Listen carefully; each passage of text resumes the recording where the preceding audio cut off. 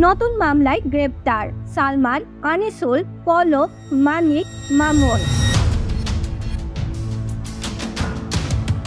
সাবেক প্রধানমন্ত্রী শেখ হাসিনার উপদেষ্টা সালমান এফ রহমান, সাবেক আইনমন্ত্রী আনিসুল হক, তথ্য ও প্রযুক্তি প্রতিমন্ত্রী জুনায়েদ আহমেদ পলক, সাবেক বিচারপতি শামসুদ্দিন চৌধুরী মানিক ও সাবেক আইজিপি আবদুল্লাহ আল মামুনকে নতুন একাধিক হত্যা মামলায় গ্রেপ্তার দেখানোর আবেদন মঞ্জুর করেছেন আদালত।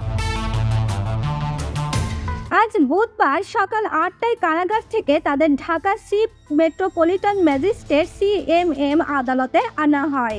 এরপর তাদের সিএমএম হাজতখানায় রাখা হয়। সকাল ৮টা ১০ তাদের আদালতে এজলাসে উঠানো হয়। এ সময় রাজধানীর বাড্ডা, লালবাগ, আদাবর ও খিলগাঁও থানার ১৩টি হত্যা মামলার একাধিক মামলায় তাদের বিভিন্ন জনকে গ্রেপ্তার দেখানোর আবেদন করে পুলিশ।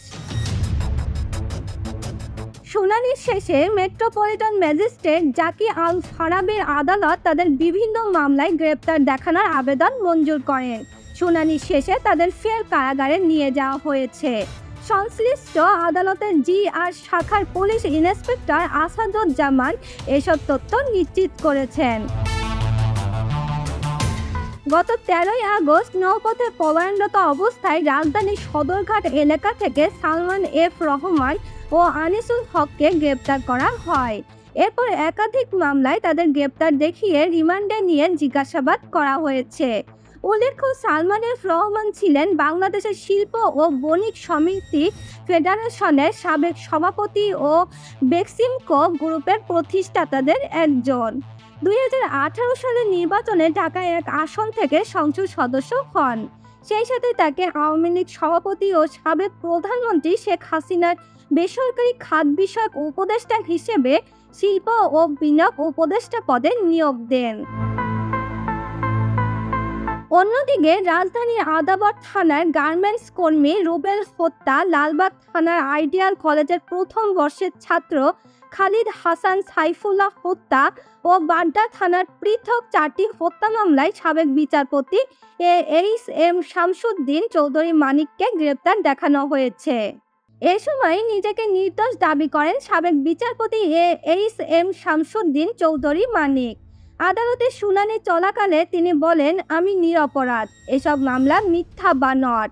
এরপর তার উপস্থিতিতে গ্রেপ্তার দেখানোর শুনানি হয়। শুনানি শেষে আদালত এসব মামলায় তাকে গ্রেপ্তার দেখানোর আবেদন মঞ্জুর করে। এর আগে গত ২৩ আগস্ট সিলেটের কানাইঘাট উপজেলার সীমান্তবর্তী এলাকা থেকে শামসুদ্দিন চৌধুরী মানিককে আটক করে বিজিবি। পরদিন সকালে তাকে কানাইঘাট থানা পুলিশ ৫৪ ধারায় মানিককে গ্রেপ্তার দেখিয়ে আদালতে হাজির করে।